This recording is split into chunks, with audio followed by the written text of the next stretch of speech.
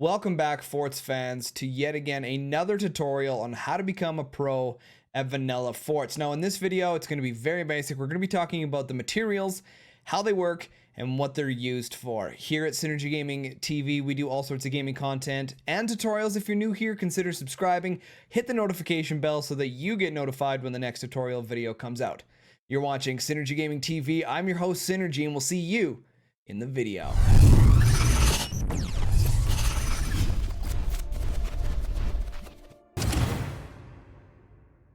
Alright guys, so we're here in another sandbox so that I can go over these materials without being harassed by AI or other players. So let's start off with bracing. Now there's two types of bracing: regular bracing, which is the light stuff, and background bracing, which is the dark stuff. If we just read the descriptions here, you'll see bracing is a low-cost structural material, blocks projectiles, vulnerable to fire, buzzsaw, and howitzer. And if we read the background bracing, hides devices, passes projectiles, and wind, is vulnerable to fire, buzzsaw, and howitzer. So essentially what it's saying is that background bracing basically holds up your fort, and regular bracing is your defense, and it gets in the way of projectiles. Okay, so you'll notice as we start to build our base here, we'll sell this off and we'll place our mine, and we go to place some technology. You'll see that the game automatically turns the bracing into background bracing, but leaves the bracing here because that is what supports your devices, right? When you go to place something down, it has to be on a bracing. You can't place anything down on background bracing.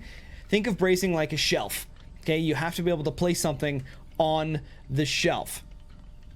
Okay, so as we mentioned before, background bracing allows wind to pass. So if we look at this base up here, I've placed these turbines in regular bracing. You see the turbines aren't spinning, but if we turn them into background bracing, you'll see that the turbines spin and start generating energy. So that's really important. Now, background bracing, even though it allows projectiles to pass through it, that doesn't mean that it still can't be lit on fire by flaming or rocket propelled projectiles. So you'll see over here, I've built another little base and I've added these little dudes here. And if we fire this, it should be just like that. And you'll see it'll come right through here and pass through the base. You see how it still lights it on fire? So keep that in mind. EMPs, rockets, they will also light your back bracing on fire. Now, as we've mentioned before, background bracing is essentially just what holds up your base. Now, I have seen countless new players build their entire base out of background bracing and then try and defend with little pieces of armor, okay? That leads into bracing is basically your cheapest and most efficient form of defense. Pros call it wood spam. We're not going to go too much into this because we're actually going to make a video on wood spam and the different types of wood spam and when you would do the wood spams. But essentially, all that means is as we're cross bracing our base, okay, all you're doing is putting additional wood in front of the base to absorb some of the projectiles. Okay, this is a very simple, just extra little bit of defense, right? Each one of these bracings, like we talked about in the 7 golden rules, has a set amount of HP. So the more HP you can put in front of your core, so to speak, the better off you're gonna be. All right, moving on to armor. Armor and doors. Now, armor is very expensive and has a very, very high repair cost, so you don't want to spam it unless you have the economy to back it up. In most cases, you'll never have the economy unless it's a super custom map with like 8 or 10 mines. You probably won't have enough metal to spam it in front of your whole base. Essentially, all you want to do is use armor and doors to protect your 3 most vital things. One of it being your core. You might put a little bit of extra there. You can use armor to increase the strength of your base. And add some down here to make sure it doesn't just get taken out by one shot. And you want to make sure that you're covering up and protecting your weapons, right? So if we place something down here, you want to make sure that you're adding armor doors in front of whatever it is you want to protect. But the rest of it, you cannot afford to repair this. So you don't want to spam too much armor Otherwise, you'll find yourself repairing and not have any metal. So, like I said, you wanna cover up the three main things: weapons, core, and the foundation of your base. You can also use, like we did here, you can use armor is stronger than the bracing, so it can support more weight. So as your bracing start to turn red, you can actually put in armor and it will help increase its strength so that you can support additional weight on top of cross bracing and extra bracing. You can then turn it into armor to help increase even more weight. Now with doors, something that's really neat, it has been used, it's not used very often, but you can place a door in front of your turbines, okay? Then you can click on the door and open it. It's also, I've bound it to my Q key, and you can have the door, it's gonna close. You can open the door, so you can have a door here and allowing wind to go through your turbines, and if someone's, you know, got flak or shotguns and they're getting ready to fire, you can double click, close the door, and essentially protect your turbines. Now while this happens, you won't be generating as much energy. As you can see, we're only at 30% efficiency, but you can protect from some of that smaller stuff early game. Something to consider. All right, and the last thing I want to talk about, you can angle your armor to protect against sniper spam, gunner spam, or minigunner spam. And I'll show you what I'm talking about here. I built this other little base over here, so we'll just fire it like this, right? So you can see the gunners there, and you see how much wood it chews up. We'll do it one more time from the other perspective here. You see it chews up a lot of wood, and it can be difficult to we'll just E that thing. You can see there how much it chews up the wood, right? So if you get 6 minigunners, it's going to chew up your base pretty bad. So you can use, unfortunately, you have to spam a little bit of the metal, and we'll do it large here to scale so you can kind of see. But if we angle it like this, put that in here and that in here, and we fire again, you'll see that it does, make sure I'm on the right base here, and it will cause it to be reflected in most cases. So you see how little damage that did to the base. You can add even more angle if you want to, and you'll see that it'll reflect even better. So we can just do it again.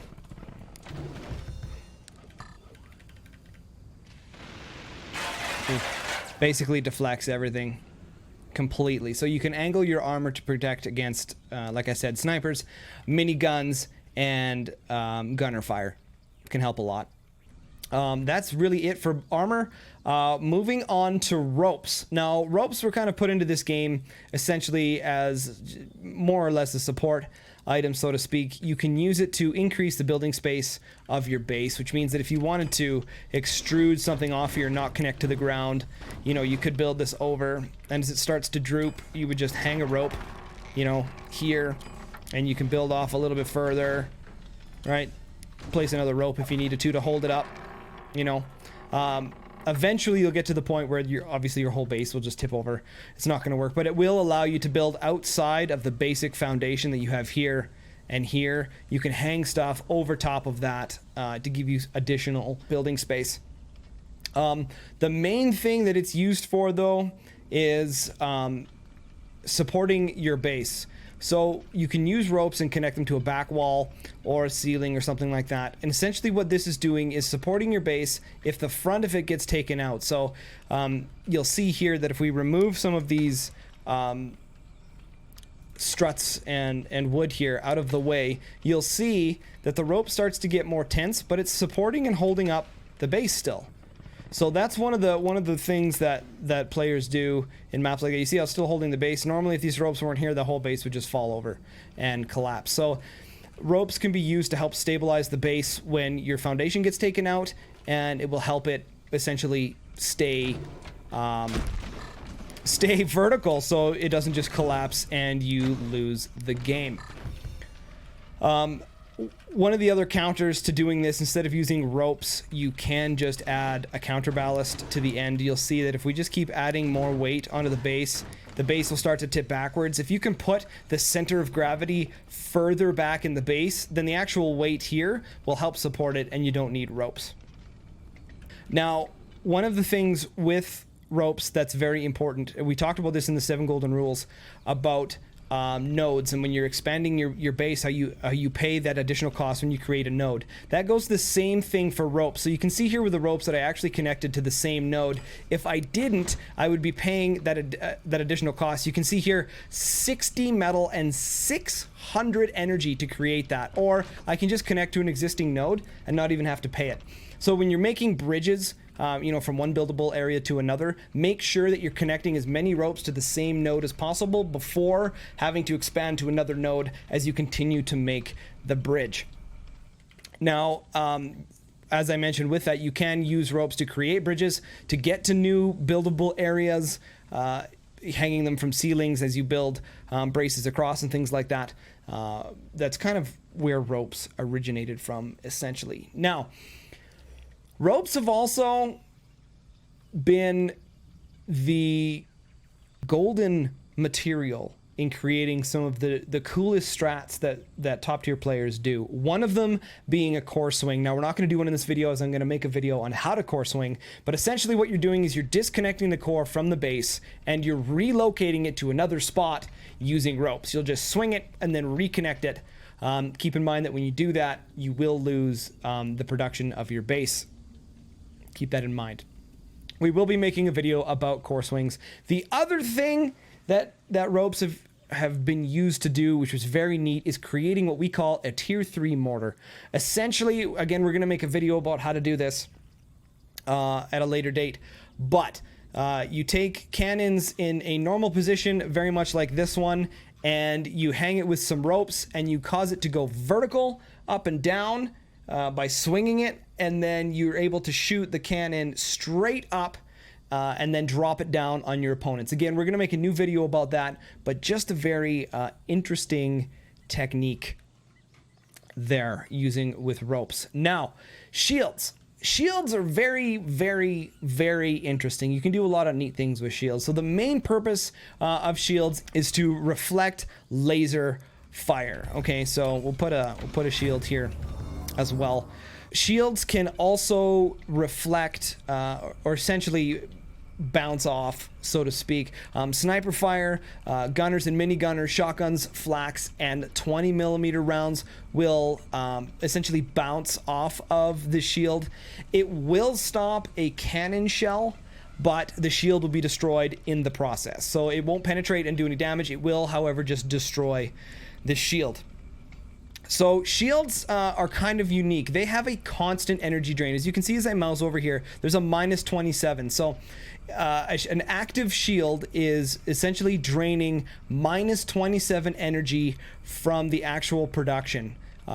So as we're gaining 42, 44, and 44, we're also minus 27 on our total energy production. Now, shields will also deactivate when the reserve of energy reaches 0. So not the charging point, but the actual reserve. So in this map, you start off with 5,000 energy. If that 5,000 hits 0 at any point, the shields will reset themselves. Now, you can also deactivate a shield by double-clicking on it or right-clicking on it and hitting the little door icon. It takes 10 seconds to power up. Turning them off is instant, but to power them, it does take 10 seconds to power them up. So the energy drain is based on the size of the shield. So if we make a smaller shield here, it says minus 20 there. If we make it larger, minus 30. So depending on the size of the shield is how much energy is drained. Now, we're not going to go into too much detail with this. Moonshot gives the opportunity for shield doors, and Scatter Shot's ability actually reflects cannon shots as well. So think of a shield a lot like a mirror in that sense. I'm going to try and draw this for you guys. So you'll see the shield here. Let's just make this bigger. So if this is the shield, okay, and this is essentially the plane.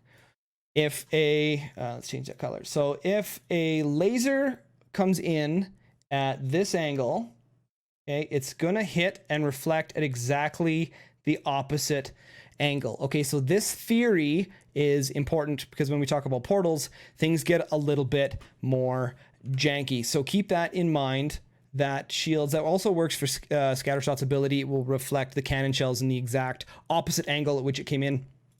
So just keep that in mind. The last thing I wanted to talk about shields is you can use them as retro. If you're not Moonshot, you can use them as retro doors, so to speak, with your weapons. You can double click to deactivate the shield, grab your weapon and fire it. There we go. And then as soon as you fire it, you can double click to reactivate the shield. Now, of course, there's that 10-second reactivation, but it will kind of protect your weapons from early game firebeam harass and things like that. All right, guys, and last but not least, we have portals. Now, portals were introduced in the Moonshot DLC and have basically broken the laws of physics. The things that have been done with portals have been absolutely amazing. Very similar to the stuff that were done with ropes, but on a whole new level. Portals work in pairs, but they can also work in solo. So first off, I'm going to teach you guys how portals work. As you can see here, we've got two cannons. This cannon can't really shoot out of here.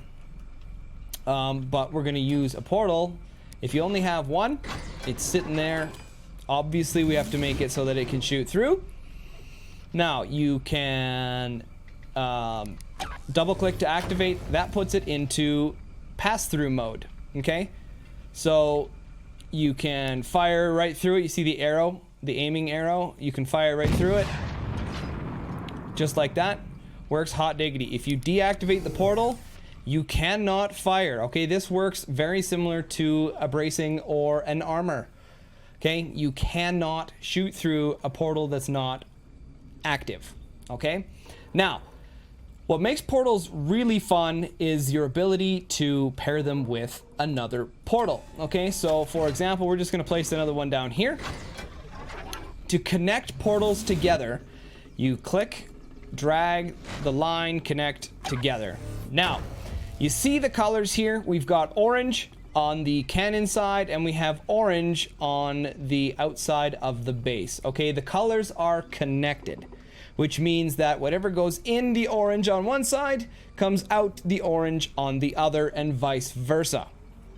So in this specific instance, if you were to, say, for example, shoot in here backwards, you would see that the shot would come in here and come out here right at the core. So, being very careful where you place your portals is important. But you can see here, as we're aiming, the normal aiming reticle is standard, but you'll see the arrow down below is where the projectile is going to come out. So, there you go. You see how it came out down below? Very cool. Now, you can change the polarity of the portals or the direction by right-clicking and clicking on this arrow here. Okay, this will change the directions. So now that blue is on the cannon side and blue is now also on the core side, which means if I shoot my cannon in here, I'm going to shoot my core. So now that you know how to connect portals, something else to be aware of is that unfortunately portals do not let wind through, even when they're connected. So as you can see here, we'll place a portal. There it is. Portal's not activated, nothing's coming through, right? So even if we put in another portal, okay, and we connect them, you would think that maybe wind would go through the portal. Wind does not go through the portal. So you cannot protect your turbines with portals in any way, shape, or form. Even with them deactivated, wind will not pass through portals.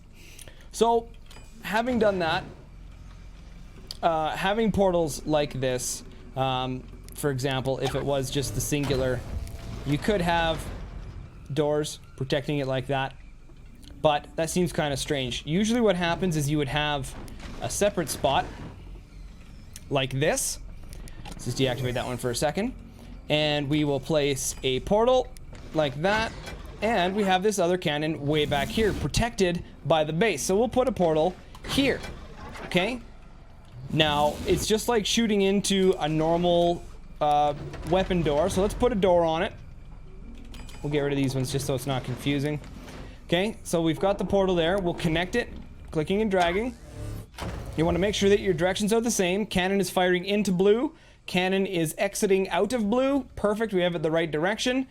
When we aim through here, it'll open the doors. You click just like a normal weapon, and now we have the aiming. You'll see, though, that we can only aim to about here before we're out of range. So placing your portals, you can make them larger, right? So in this specific case, we'll just break this up, and we can make the portal larger, much larger. Let's not make it too large, or I won't be able to connect anything to it. There we go. So same thing, and reconnect it. There we go. Make sure orange, cannon shooting into orange, it's coming out orange, perfect. Now it gives us much more range to aim because the portal is larger. Okay, and you can just fire through here. Oh, won't hit, clicks, opens the door. Boom, there you go. So we've made basically how portals work. Now, there's something very interesting that you can do with these. We're going to talk about that in just a second. Portals can be destroyed by swarm missiles, okay? And they can be deactivated by EMPs. Every other weapon will go through the portal, okay? And that works in both directions. So, a good side note, friendly fire will not hurt portals. Okay, so EMPs won't deactivate friendly portals. Good to know. One of the interesting things, and this is something I did against Incursus when he was testing out the, I believe it was the Magna Beam 20mm combo. I was in his video for that one, and I did something very unique. I created what we now call return to senders. You'll see on this other base, I've made a wall of portals. Now that seems really silly, except for the fact that when you highlight these, you will see that orange is on the outside of the base, and orange is on the outside of the base, and orange is on the outside of the base. Now that could be blue, it doesn't matter, but the point is that the portals connected will actually send projectiles back to the opponent. Now, what's interesting about this, and you remember how I talked about in the shield section, how a shield will reflect the laser beam at the opposite angle in which it entered in. It's similar. Portals are actually the complete opposite. Pretend this here, okay? So these are the portals, and this is the plane line, so to speak. Okay? And so we've got the cannon shot, for example, is going to come into this portal at this angle, okay? When it leaves the other portal, it will return at exactly the same angle that it entered in the first portal. So it will actually return in the other portal exactly backwards. It'll come back exactly in the same direction. So keep that in mind. It's very, very interesting using portals in this way because it creates a very dangerous situation for the players. Now I'll show you what I'm talking about. We'll just fire here and you will see that it will most likely hit my own cannon. Or very close to it. So, return to senders are very, very, very dangerous and need to be dealt with very, very quickly. They're commonly used to protect bases from all sorts of fire, usually in the later game because they require energy. They work similar to the same style as a shield. If you can see here, we hover over here. This activated portal is requiring or subtracting 26 energy regeneration from our reserves. Same with this one. This one's minus 25. So just like shields, it's based on the size of the portal. So it does use up a lot of energy in order to do this, which is why usually you don't see portals until late game. Now, there have been some incredibly interesting things done with portals. Return to senders has been one of them. And we've also created accelerators and concentrators. Now, I'm not going to go into too many details with those, but essentially it creates kind of this endless loopy thing that you fire into, and it creates all sorts of mass destruction. We're going to be making videos on how to create a concentrator and a particle accelerator coming up very soon. and that is going to be the wrap, guys. We have covered all of the materials here in this video. Remember that link for the guide is down below in the description. Make sure you guys follow along and read it. Again, if you have any questions, make sure to comment in the video. If I don't know the answer, I will find somebody who does, and we will go from there. Once again, you guys, I want to thank you so much for watching Synergy Gaming TV. I'm your host, Synergy, and we'll catch you guys on the flip side.